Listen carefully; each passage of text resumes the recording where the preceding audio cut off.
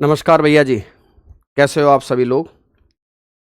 मेरे प्यारे भाई, पिछली क्लास में हम लोग ने डिस्कस किया था एक ऐसा ड्यूरेशन जिसे ट्रांजिशनल फेज कह सकते हो आप। कि भाई एक तरफ तो हिमयुग था, आइस एज। उसके बाद अचानक से इतना चेंज आया चीज़ों में कि एक व्यक्ति हैं गॉर्डन चाइल्ड, उन्होंने कह दिया कि ये तो क्रांति हो गई। ये क्या होगी क्रांति? और कायदे से देखो तो इंसानी जीवन की शुरुआत ही एक्चुअली वहां से होती है। देखो, लास्ट क्लास में हम लोग डिस्कस कर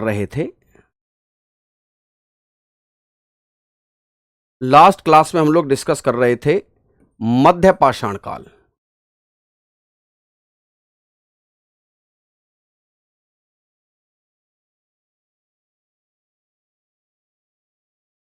मीसोलिथिक। ठीक है। मीसोलिथिक के बाद जो ड्यूरेशन है, एक बार मैं पिछली वाली क्लास का रिवाइज करा रहा हूं आपको। ठीक है, पिछली वाली क्लास का रिवाइज करा रहा हूं, थोड़ा सा देख लो। मीसोलिथिक के बाद एक ड्यूरेशन आता है जिसे नवपाषाण काल कहते हैं। नवपाषाण काल।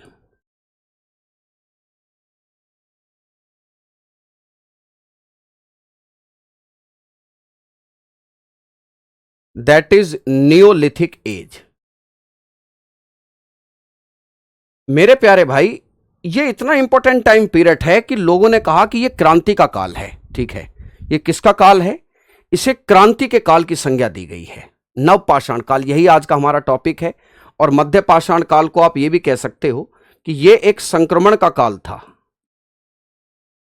इसका काल है, संक्रमण का काल था।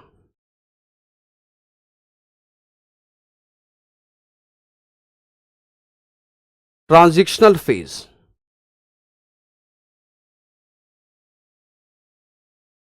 ये कैसा टाइम पीरियड था? ये एक संक्रमण, संक्रमण समझते हो, जब चेंजेस हो रहे होते हैं। तो उस समय एक हमने देखा पैलोलिथिक है, पैलोलिथिक के बाद मीसोलिथिक है। ठीक है, मीसोलिथिक के बाद नियोलिथिक है। और जो मीसोलिथिक है वो एक ट्रांजिशनल फेज है, इसमें बदलाव हो रहे थे।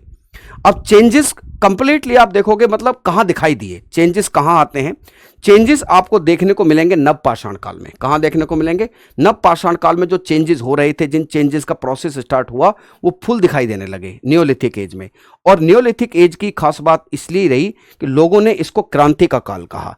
यही आज का हमारा टॉपिक है, दैट इज नियोलिथिक एज। अभी मैं इसको यहां से हटा दे रहा हूं भैया, है ना। ये नियोलिथिक एज है, नवपाषाण काल।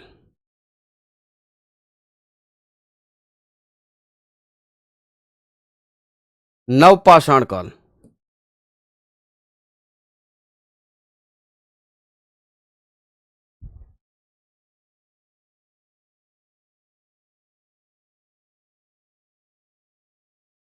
That is Neolithic as.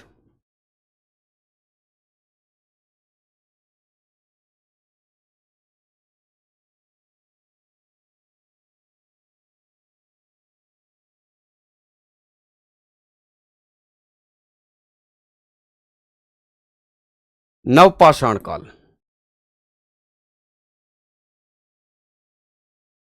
देखिए,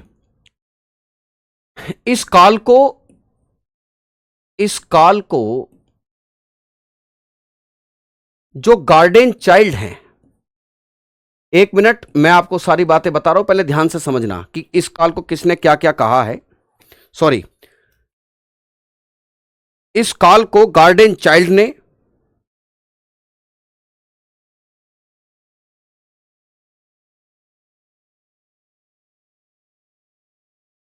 क्रांति का काल कहा है।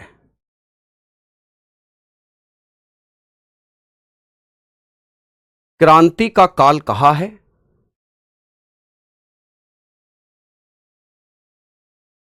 According to Gordon child,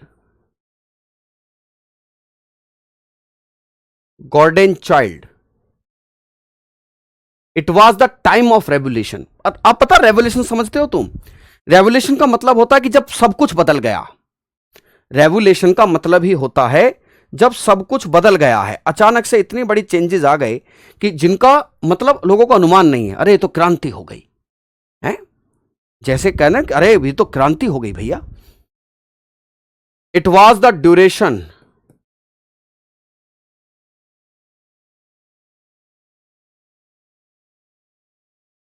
duration of revolution.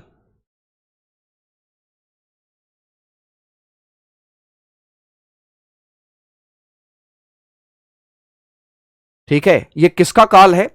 और एक व्यक्ति हैं सर जॉन लुबाक। ठीक है, ठीक है, सर जॉन लुबाक।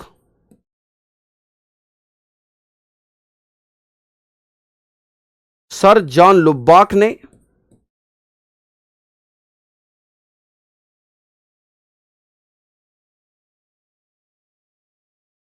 इसे नवपाषाण काल,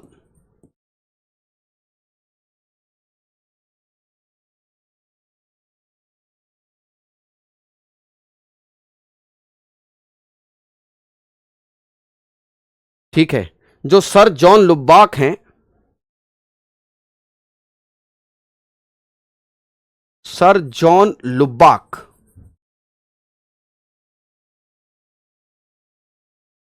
give the term Neolithic, give the term Neolithic. ठीक है, देखिए इसमें बात क्या निकल कर आती है कि ये ड्यूरेशन कब से कब तक चली, तो 7000 बीसी से लोग मानते हैं। क्या मानते हैं? 7000 बीसी से लोग मानते हैं सर आपकी कमर का दर्द ठीक हो गया। अभी ठीक तो नहीं है, बट क्लास की बहुत ज्यादा छुट्टी की नहीं जा सकती है। ठीक है, बहुत ज्यादा छुट्टी नहीं कर सकते क्लास की। देखिए साहब, ये जो ड्यूरेशन है यह काल 7000 बीसी से शुरू माना जाता है। 7000 बीसी से प्रारंभ माना जाता है।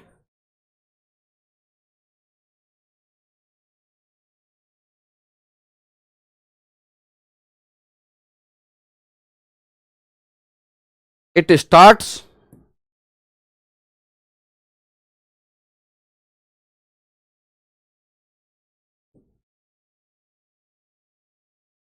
From 7000 BC. ठीक है, चलो अब मैं फिर उसी बात पे आता हूं। गुरुजी ऐसा क्या था? ठीक है, ऐसा क्या था, ठीक, कि न्योलिथिक एज में जो आज से लगभग 9000 साल पहले शुरू हुआ, इसमें क्या हुआ था? देखिए मैं आपको एक चीज बता दूं, एंसेंट हिस्ट्री जो है थोड़ा सा टफ है अपने आप में समझने में। इस बात से तो आप एग्री करते हैं? थम्स अप लगाइए कि हाँ जी हम एग्री करते हैं। देखो अगर आपका आईक्यू या साइंस ने बिल्कुल भी काम नहीं करा तो दिक्कत हो जाएगी मेरे लिए। आपको अपने मन में यह बात बना लेनी है कि हाँ मुझे समझ में आ रही है बात, ठीक है, और मुझे समझनी है। अगर तुमने ये सोच लिया कि जी हम तो बिल्कुल न्यूट्रल होकर बैठे हैं, ये देखो हमारा दिमाग बिल्कुल साफ हो चुका है, अब हमारे दिमाग में डालना शुरू करो, भैया नहीं हो सकता। भेजे में भेजा तो है नहीं है, अगर भेजे में भेजा ही नहीं होगा तो ये समझ में नहीं आएगी। ये देखो एंसेंट हिस्ट्री ऑफ फिल्म देखिए दामिनी, ये बिजली का वो तार है कि लोग छूने से भी डरते हैं इसे, ये ध्यान रखना जी। चलिए इस काल की प्रमुख घटनाएं देखिए।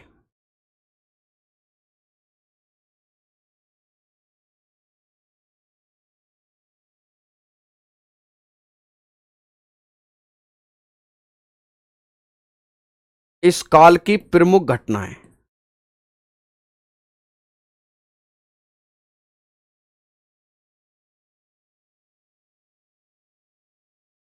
देखिए सबसे पहले देखो, इसी काल की बात है जब खेती अच्छे स्तर पर शुरू हुई। खेती का अच्छे स्तर पर उत्पादन,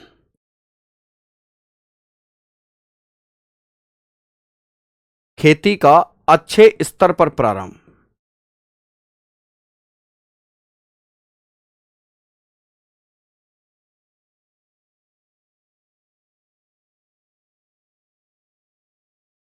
ठीक है। इसका मतलब यह है the surplus production of agriculture,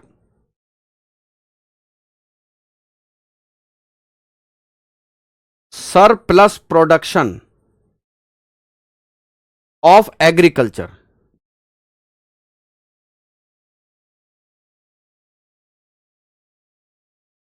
agriculture का सरप्लस प्रोडक्शन मतलब जरूरत से ज्यादा, ठीक है, जरूरत से ज्यादा पैदावार, ठीक है। 700 बीसी नहीं है, 7000 बीसी है ऋषि। 700 बीसी में इतना काल, 700 बीसी तक तो बहुत बड़े बड़े शहर बन जाएंगे इंडिया में, ठीक है। साथ में पशुपालन, पशुपालन, that is domestication of animal.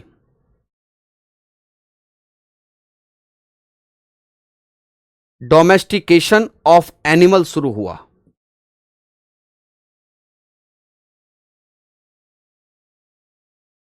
पशुपालन जो है प्रारंभ होता है, that is the domestication of animal.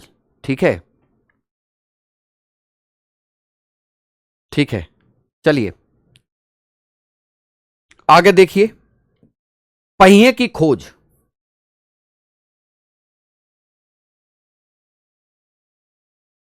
पहिए की खोज हुई।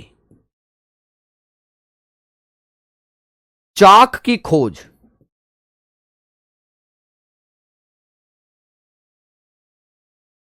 आग का प्रयोग सीखा।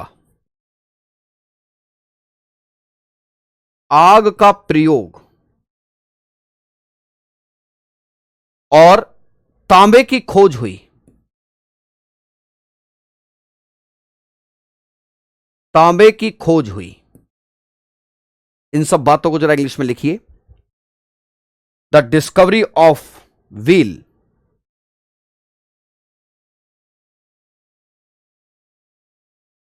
Discovery of wheel,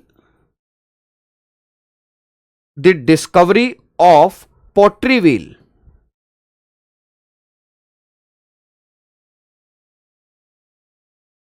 the use of fire. आग का प्रयोग, देखो आग की खोज होना अपने आप में एक अलग बात है। और नहीं देखिए, अभी कह रहे हैं कि सर मध्य पाषाण काल में, मैंने क्या लिखा था वहां पर, द पार्शियली इविडेंसेस। पार्शियली समझते हैं, थोड़े बहुत स्तर पर, थोड़े बहुत स्तर पर शुरू हुए partially evidences of the domestication of animal. पशुपालन, पशुपालन जो है, पशुपालन का जो ड्यूरेशन है, पशुपालन जो थोड़े बहुत स्तर पर शुरू हुआ मध्य पाषाण काल, यहां पर खूब पशुपालन लगे। The discovery of copper, discovery of copper. अच्छा, यहां पर एक चीज आपको जो समझनी है, थोड़ा सा लिंक बनाइए। जब कोई व्यक्ति खेती करेगा तो ऑब्वियस बात है, वो उस, मान लीजिए किसी ने व्यक्ति ने फसल बोई, तो 100% होगा क्या कि जो फसल होगी, जो फसल होगी, तो उस फसल को काटने के लिए उसे रुकना पड़ेगा, तो वो सोसाइटी बनाएगा। यहीं से आप कह सकते हैं कि यहां से ही एक आपको टर्म मिलेगी, द फॉर्मेशन ऑफ सोसाइटी, है ना। ये it motivates to formation of society. यहीं से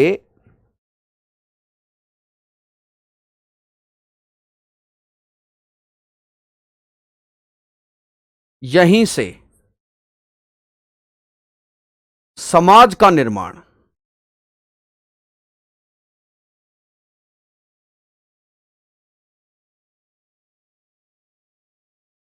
the formation of society, the formation of society, समाज के रहने की शुरुआत होती है। अच्छा, जब पहिए की खोज हुई तो पहिए की खोज से क्या मिला, बोलो। पहिए की खोज से क्या चीज मोटिवेट हुई? पहिए की खोज से मोटिवेट हुई द ट्रेड। अब समझिए, आप पहले से ज्यादा पैदा कर रहे हैं, जनरली आप उतना पैदा कर ले रहे हैं जितने से आप खा पा रहे हैं। ऑब्वियस बात यह है कि जब उससे ज्यादा बचेगा तो आप ट्रेड को मोटिवेट होंगे। यहीं से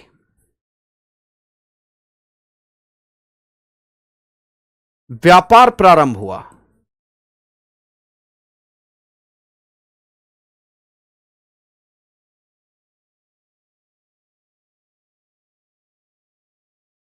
द स्टार्ट ऑफ ट्रेड, बल्कि मैं ये कह सकता हूं बेस जो है व्यापार का वो बन गया। ठीक है, बेस जो है व्यापार का हो गया।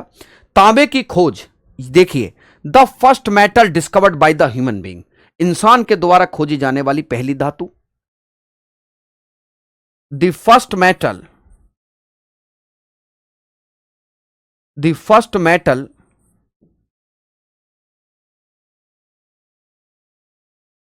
Discovered by the human being.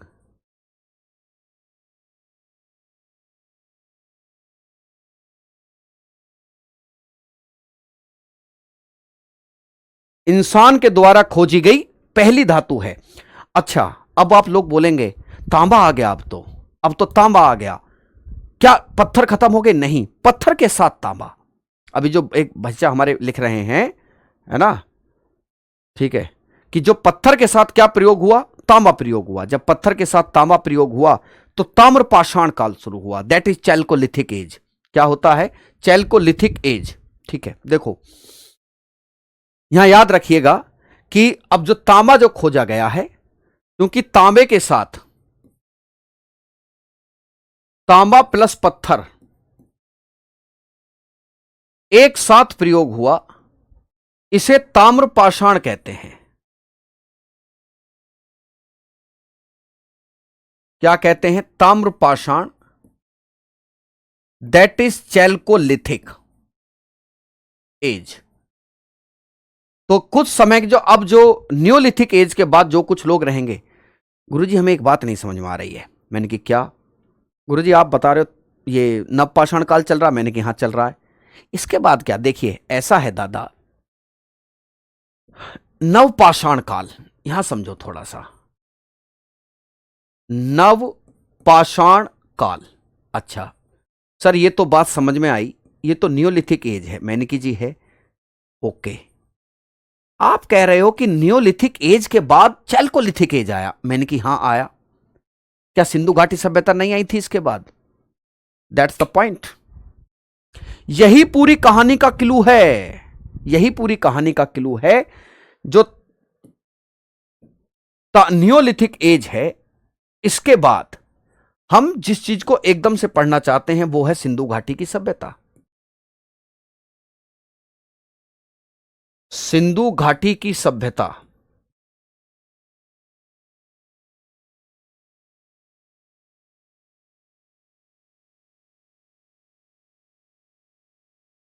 That is Indus valley civilisation.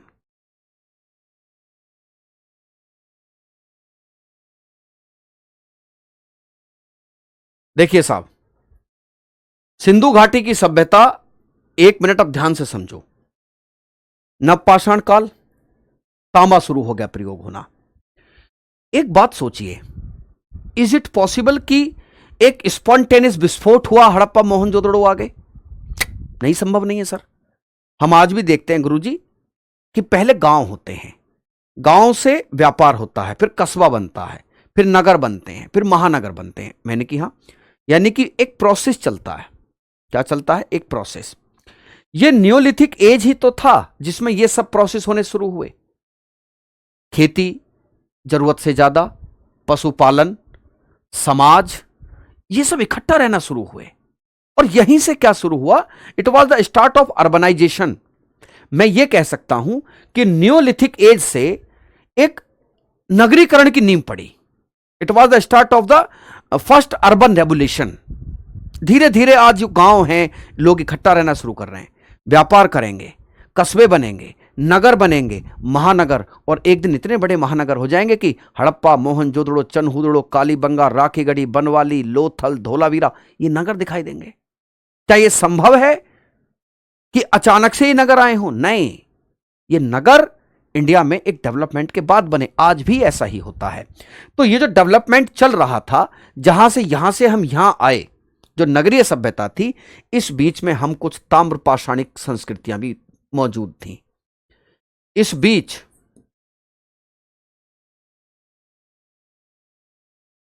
कुछ ताम्र पाषाणिक संस्कृतियां भी हैं। ताम्र पाषाणिक संस्कृति है, जैसे अहाड़, गिलुंड, बालाथल, ये संस्कृतियां हैं। There are some chalcolithic cultures, like जैसे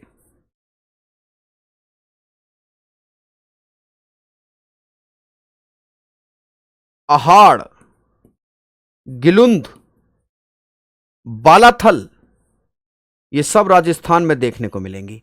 क्या बात कर रहे हो? राजस्थान में ही का है? अरे भैया, खेतड़ी की खान है राजस्थान में। तांबे के लिए सबसे ज्यादा फेमस खान खेतड़े की खान राजस्थान। बालाथल। जैसे आहार है, गिलुंद है,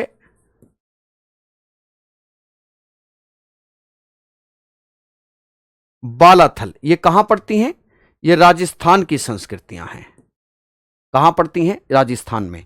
अब ध्यान से देखिए, यह बात तो स्पष्ट हो गई है कि सिंधु घाटी की सभ्यता एक नगरीय सभ्यता के रूप में सामने आएगी। यह सभ्यता कैसी है? यह एक नगरीय सभ्यता है। यह एक नगरीय सभ्यता थी। It was a urban civilisation.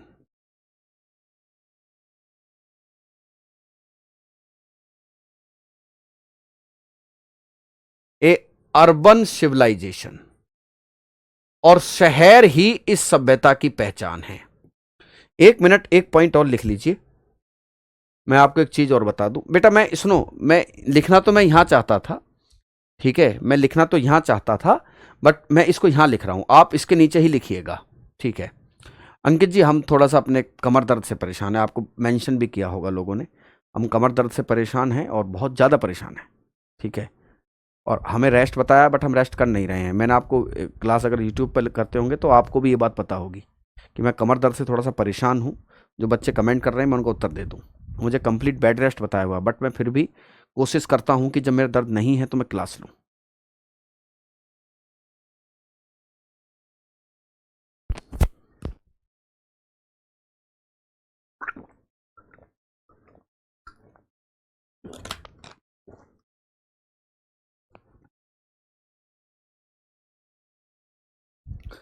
देखिए, एक चीज पॉइंट बना के लिखना, मैं इस तरफ लिख लेना, नवपाषाण काल से ही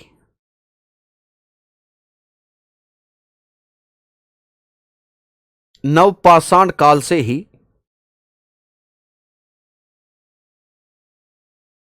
प्रथम नगरीय क्रांति का प्रारंभ माना जाता है।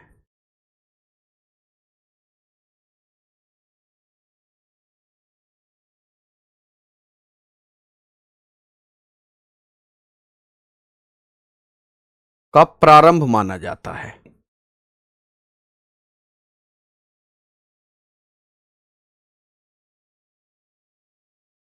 इट वॉज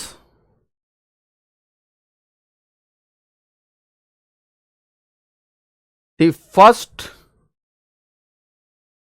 अर्बन रेवोल्यूशन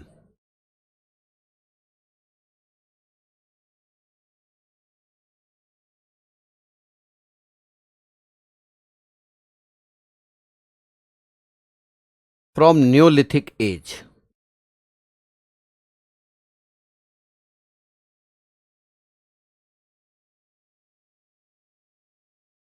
ठीक है, समझ गए भैया? तो यहां से मान्यता। अब देखिए important sites of the neolithic age, the important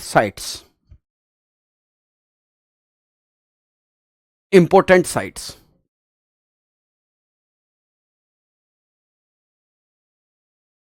paper में बहुत ज्यादा पूछी गई हैं। एक बार मैप बना लो एक तरफ, और एक तरफ मैं उनके बारे में चीजें लिख दूंगा, ठीक है। हाँ, एक तरफ मैप बना लो, एक तरफ मैं लिख दूंगा आपको बनाकर। हम्म,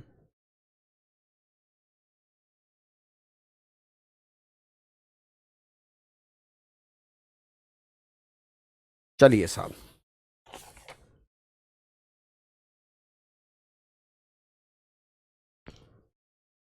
चलो एक मैप बना लेता हूँ। मैप तो बनाना पड़ेगा भाई, थोड़ा तो ज़रूर है ये।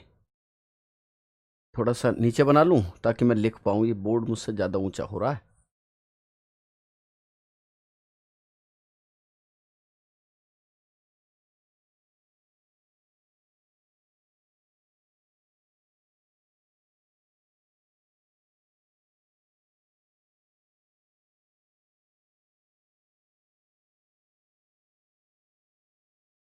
यह है हमारा प्यारा भारत, ठीक है। सबसे देखिए झेलम नदी घाटी में, झेलम नदी घाटी में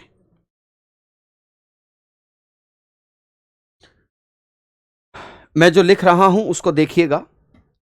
ये झेलम नदी घाटी में दो साइट हैं। एक साइट है बुर्ज होम और गुफ कराल। कौन सी साइट है? जम्मू कश्मीर में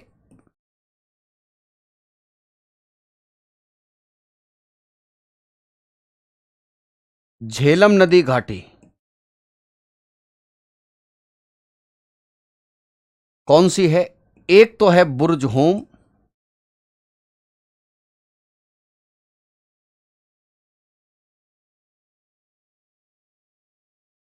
गुफ कराल।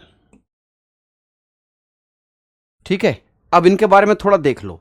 झेलम नदी घाटी में दो साइट हैं, एक बुर्ज होम है, एक गुफ कराल है। कौन सा है? गुफ कराल। जम्मू कश्मीर में, मैंने हिंदी में वहां लिख दिया है, इंग्लिश में यहां देख लेना भाई। जम्मू कश्मीर में देखिए बुर्ज होम है। यहां से इंसान के साथ कुत्ता दफनाए जाने के साक्ष्य हैं। हाँ, इंसान के साथ कुत्तू है ना, इंसान के साथ कुत्ता दफनाए जाने के साक्ष्य है। मानव के साथ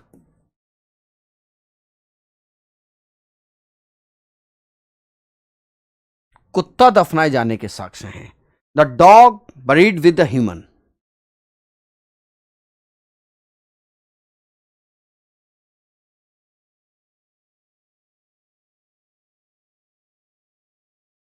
विद ह्यूमन। यहां से मिलते हैं गर्त आवास। गर्त आवास समझते हो? पता चलता है कि जो यहां के लोग हैं वो गड्ढा बनाकर रहते थे। पिट हाउसिंग क्या मिलती है? पिट हाउसिंग मिलती है।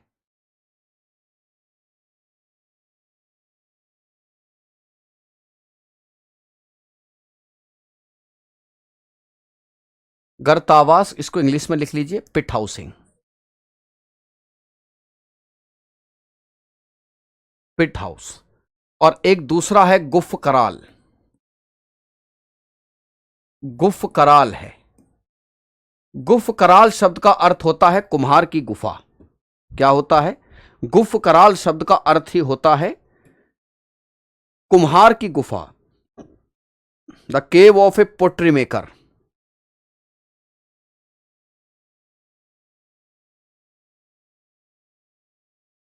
क्या अर्थ होता है गुफ कराल?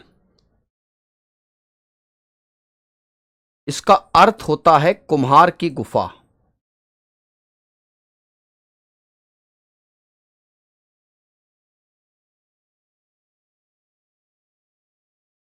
ठीक है, अब देखिए जो एक बस्ती बलूचिस्तान में है,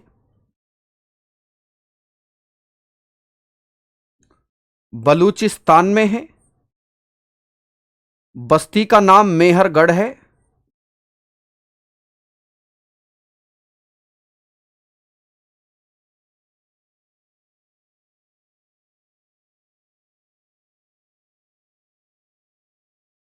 मेहरगढ़। ठीक है। अच्छा, यहां पर आपको एक चीज होना, बुर्ज होम कहते हैं, बुर्ज होम है। गुफ कराल का अर्थ होता है कुमार की गुफा। ठीक है, मेहरगढ़ को देखिए। मेहरगढ़ के बारे में, सबसे पुरानी नवपाषाण कालिक बस्ती है ये।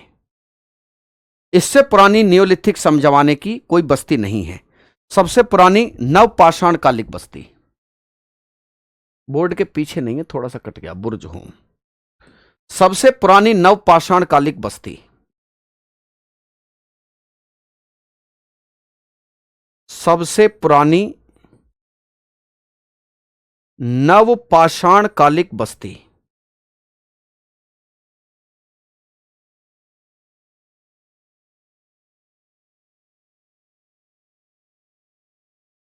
द एंसेंट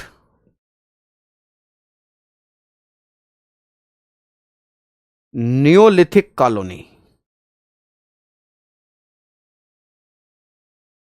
अब मैं जो बता रहा हूं उसको ध्यान से समझना। मेहरगढ़ से क्या मिलता है ना? मेहरगढ़ से क्या मिलता है? ठीक है, मेहरगढ़ से प्राप्त होता है। देखो एक बात समझ लो भैया, मुझे इस बात को कहने में कोई हर्ज भी नहीं है, क्योंकि मैं जो बता रहा हूं वो सत्य है। आप लोग समझने की से कोशिश करो। भैया तुम्हारे लिए नहीं, हमारे लिए मुसीबत थी जब हम पढ़ते थे, या आज भी पढ़ते हैं। तो आज तो खैर मुसीबत नहीं, लेकिन जिस समय पहली बार हमने ये ड्यूरेशन पढ़ा, ये हमारा ड्यूरेशन हमारे लिए भी मुसीबत था भैया। ये तो मैंने नक्शे बना बना के, ये हमारी पर्सनल मेहनत है कि हमने नक्शे बना बना के लोगों को समझाया है। ठीक है, क्यों जी, ये नक्शे बना बना के ये हमारी पर्सनल मेहनत है, ये हमने अपने पढ़ाने के लिए ये मेहनत की हुई है ना। एक कहावत है, गांव बसे लुटेरे पहले आगे। पवन सिंह पूछ रहे कितनी क्लास होंगी, तो पढ़ ले चुपचाप। अभी तो 1-2 क्लास ही हुई है, कितनी क्लास होंगी? चाहते हैं कि 3 क्लास में खत्म हो जाए सब। ठीक है, यहां से क्या मिलता है?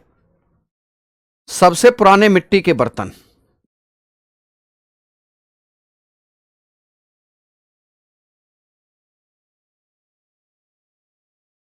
सबसे पुराने मिट्टी के बर्तन, द एंशेंट पोट्री।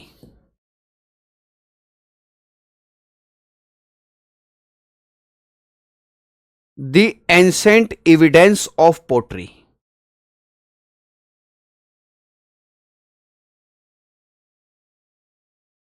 अब जो पॉइंट मैं लिखवाने जा रहा हूं, उस पॉइंट को आप जरा समझिएगा। ठीक है, इस पॉइंट को आप यहां समझिएगा। यहां से एक क्या चीज मिलती है जी? यहां से एक चीज मिलती है, खेती के साक्ष्य, खेती के पुराने साक्ष्य।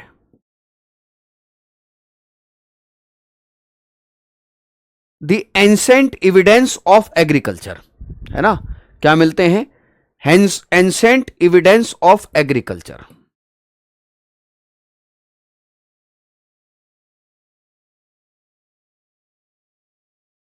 Ancient evidence of agriculture.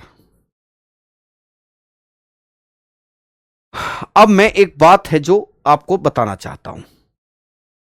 कुछ समय तक तो बात यही थी कि यही सबसे पुराने खेती के साक्ष्य हैं, लेकिन नया मामला क्या है? नोट करके लिखिए यहां पर, यहां देखिएगा भाई, मैं जो लिख रहा हूं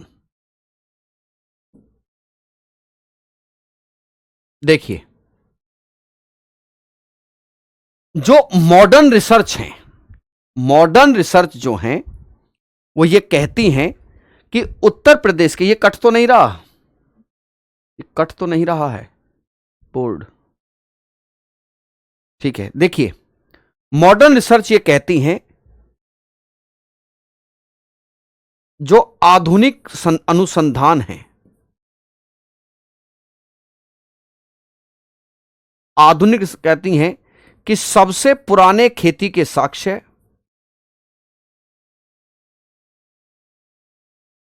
जो मेहरगढ़ से भी पुराने हैं। ठीक है, मेहरगढ़ से भी पुराने हैं। सबसे पुराने खेती के साक्ष्य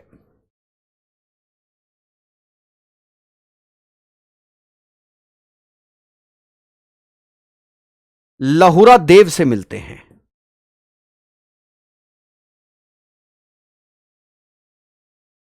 लहुरा देव, इंग्लिश में लिख दे रहा हूं, लहुरा देव, उत्तर प्रदेश का संत कबीर नगर जिला की एक जगह। क्या लहुरा देव मेहरगढ़ से भी पुराना है? बिल्कुल, मेहरगढ़ से भी पुराना है। क्या कोल्ढिवा से भी पुराना है? जी, कोल्ढिवा से भी पुराना है। कोल्ढिवा से भी पुराना है। क्या लहुरा देव मेहरगढ़ से पुराना है? बिल्कुल मेहरगढ़ से पुराना है। क्या ये कोल्ढिवा? हां, 9000 साल पुराना कोल्ढिवा है। वेरी गुड, ये होती है ना जीनियस वाली बात एकदम। चलिए आगे देखिए, कौन से हैं जी? राजस्थान में देखो, बागौर और बालाथल कौन से हैं? बागौर और बालाथल हैं।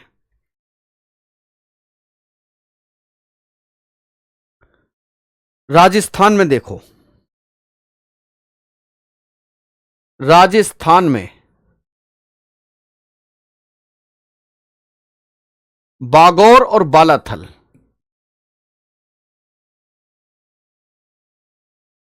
बागौर और बालाथल।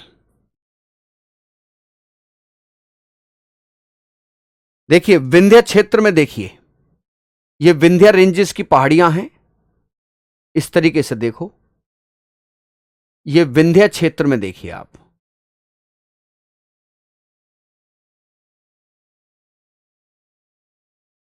विंध्य क्षेत्र में, विंध्य क्षेत्र,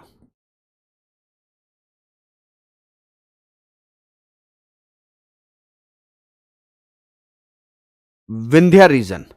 प्रयागराज में कौन सा है? कोल्डिवा, महगढ़ा और चोपानी मांडो। कोल्डिवा है, कोल्डिवा, महगढ़ा,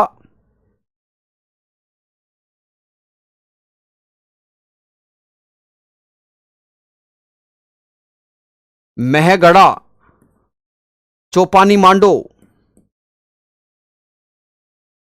चोपानी मांडो बेटा, इसको इंग्लिश में लिख लेना, these are the proper nouns. इसमें ऐसा कुछ नहीं है, ठीक है, इसमें ऐसा कुछ नहीं है, आप इसको लिख सकते हो, कोई समस्या किसी प्रकार की नहीं है। जैसे कोल्डिवा को लिख सकते हो, महगढ़ा को लिख सकते हो। चलो मुझे पता है तुम इस बात पर फटाक से ऑब्जेक्शन कर दोगे, मैं ही लिख देता हूं, महगढ़ा, चौपानी मांडो, चौपानी मांडो। एक बात याद रखो, मैं इस बात को स्वीकार करता हूं कि मैं कर्सिव लिखता हूं, मैं जो इंग्लिश लिखता हूं वो कर्सिव लिखता हूं, है ना। तो फिर भी अगर किसी बच्चे को कोई समस्या होती है तो वो रोक के बीच में मुझसे पूछ ले, मुझे पता है कि मैं कर्सिव लिखता हूं, है ना, कर्सिव। देखिए असम में, देखिए दीमा हसाओ जिले का दाव जली हड्डिंग, ये पूर्वोत्तर भारत में असम का दीमा हसाओ जिला,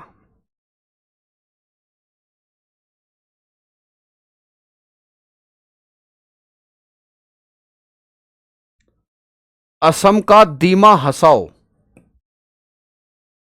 का क्या सा, दाव जली हड्डिंग। यह सवाल एसएससी ने इसलिए भी पूछा था कि क्या नॉर्थ ईस्ट में भी कोई एविडेंस मिलता है क्या? क्या नॉर्थ ईस्ट में भी कोई एविडेंस मिलता है क्या? बिल्कुल मिलता है। असम का दीमा हसाओ। एक पूछ रहे नोट्स कैसे बनाए, क्या बातें कर रहे हो आप जैसे मरा रहे हो ऐसे ही रखिए यार, थोड़ा सा मतलब you have to manage the things bro. इसमें क्या मतलब, ये साइट्स में लिखवा रहा हूं तो ये भी तुम्हें मतलब क्या एकदम डिक्टेट चाहिए क्या? ये डिक्टेट नहीं होता है दोस्त, आप थोड़ा सा सेंस लगाइए इसमें। ये तो अच्छा है कि आपके लिए क्या करा रहे हैं, आपको पूरी तरीके से मैपिंग के दिखा रहे हैं, तो ये तो आपके लिए अच्छा होना चाहिए। आंध्र प्रदेश में नागा अर्जुन कोंडा, आंध्र प्रदेश,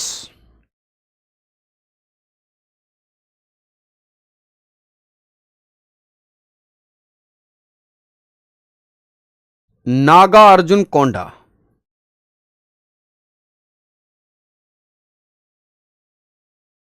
तमिलनाडु में पीएम पल्ली, कौन सी है? पीएम पल्ली, तमिलनाडु में पीएम पल्ली।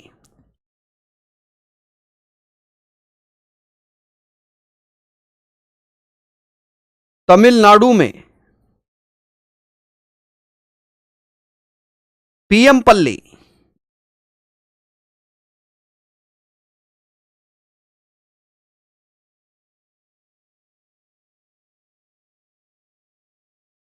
देखिए कर्नाटक में संगनकुल्लू, कर्नाटक में संगनकुल्लू, कर्नाटक में देखिए,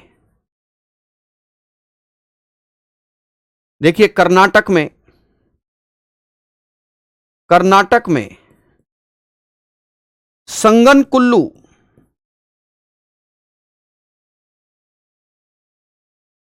संगनकुल्लू। क्या आप जानते हैं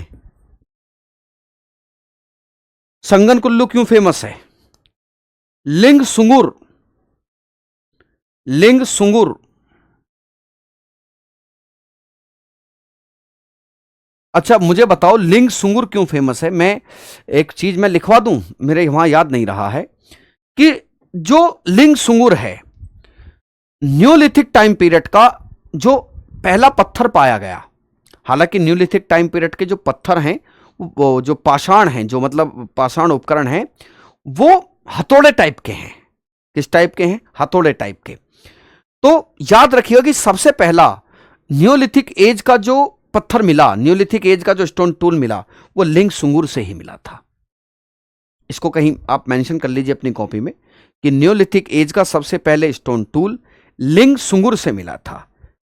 the very first evidence of the stone tool is found in लिंग सुंगुर, कर्नाटका, है ना। मास्की है, ब्रह्मगिरी है, मास्की है, ब्रह्मगिरी है, मास्की है, ब्रह्मगिरी है, बिहार का चिरांद है। बिहार का कौन सा है? चिरांद, लिख दीजिए, बिहार का चिरांद है।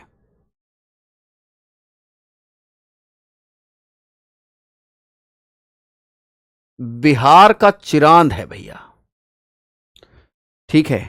तो ये खत्म होता है आपका नवपाषाण काल। कौन सा है? नवपाषाण काल, ठीक है। कौन सा है जी? नवपाषाण काल है जी ये, ठीक है।